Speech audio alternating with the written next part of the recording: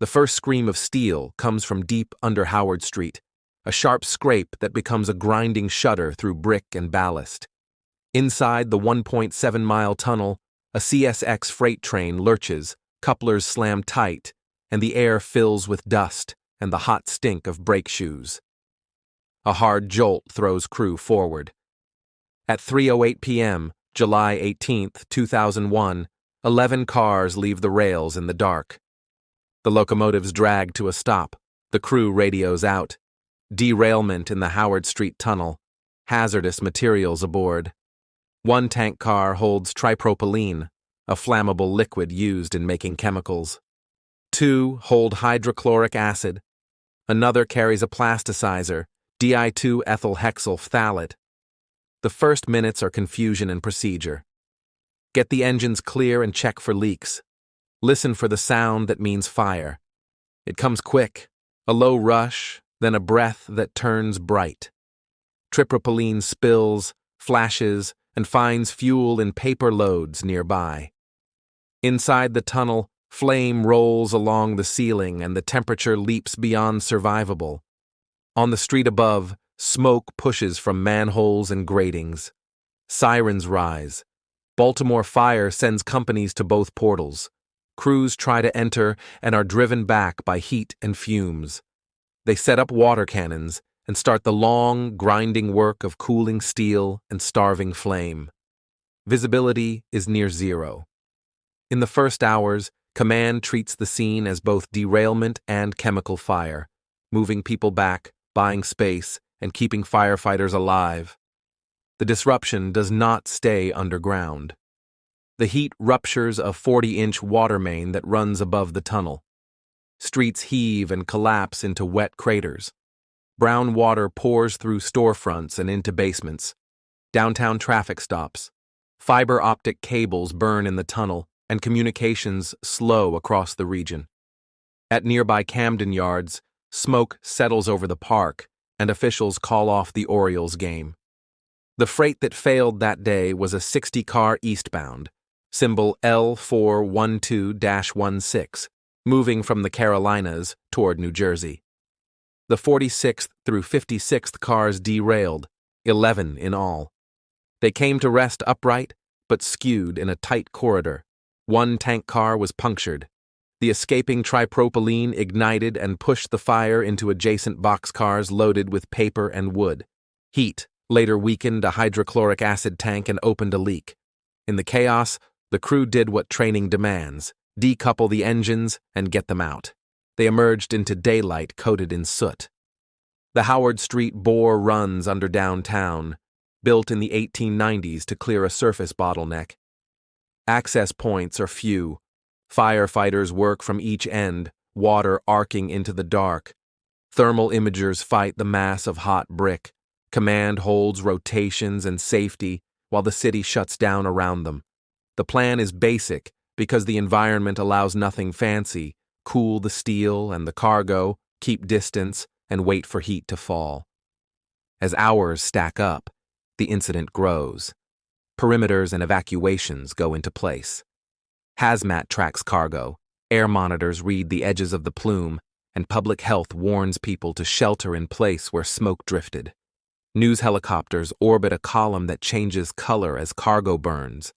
At the portals, firefighters attack and withdraw, prioritizing life over speed.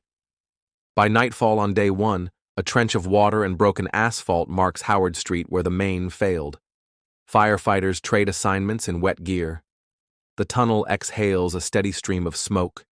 Inside, the fire finds pockets.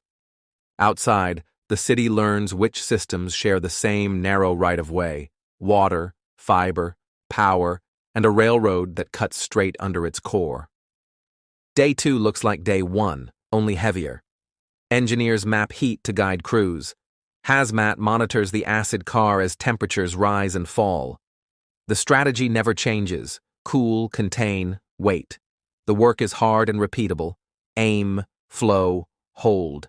5 people suffer minor injuries. No one dies. That number reflected discipline and luck in the way cars stacked. Officials counted millions in costs before adding up ruined stock, lost business, and the bill for rebuilding cables and streets. On day 3, the work continues. Set lines, cool, measure, repeat. Flare-ups play tricks with light and hope. Crews rotate sleep in chairs. Reporters ask about cause. Investigators begin the slow walk through track, wheel sets, and sequence. People argued over how many days it burned because the tunnel keeps its own time. By day 4, the fire shifted. Water and lack of fuel did their work. Temperatures fell, smoke thinned. Officials said the bulk of tripropylene had burned off early. What remained were stubborn pockets in lumber and paper loads. Hoses moved deeper. Commanders planned to scale back. Crews prepared for final checks. Late in the event, the question turns from how hot to what next. The National Transportation Safety Board will lead the technical inquiry. It will document that 11 of 60 cars derailed, the 46th through 56th left the rails near the wall, and one punctured tripropylene tank turned a derailment into a citywide crisis. It will note the time, 3:08 p.m., the location, and the sequence of crew actions and infrastructure response. It will list 5 minor injuries, no fatalities, and preliminary losses near $12 million, not counting the wider ripple across a wired city. When the smoke cleared, the tunnel gave back little. The cause would remain officially undetermined. No single broken rail or failed wheel that tied everything up. What the fire left was a record of interdependence. Rail lines under city streets, water mains over rail lines, fiber bundled along the same route, ballparks and offices within blocks, and a response system fighting a 19th century structure with 21st century risk inside. When trains move again, they do so past scorched brick still damp from weeks of water. Repairs to streets, mains, and communications took time. The Orioles returned to their schedule. Businesses reopen. Lawsuits and insurance claims followed. After-action reports map stress points, communications, stamina, coordination, and knowing what runs under city blocks. Residents ask a basic question for old cities. What else runs below us, and what will it do when something goes wrong? The fire did not kill anyone. It did not level downtown. But it proved how a derailment in a tight space can upend an urban core for days and echo for months. The answers were predictable and necessary. Review cargo routing, improve detection and ventilation, and rehearse for events where entry is impossible. The story stays open anytime a siren heads for a place where the ground is hollow.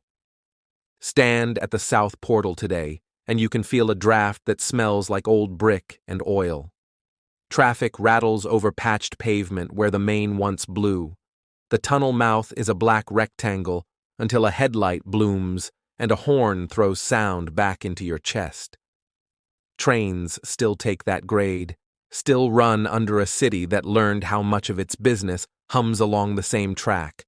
What changed was how people think when they see smoke with no place to go but out. Thank you for listening to Road to Ruins. Subscribe for more true stories where systems fail and people pay the price.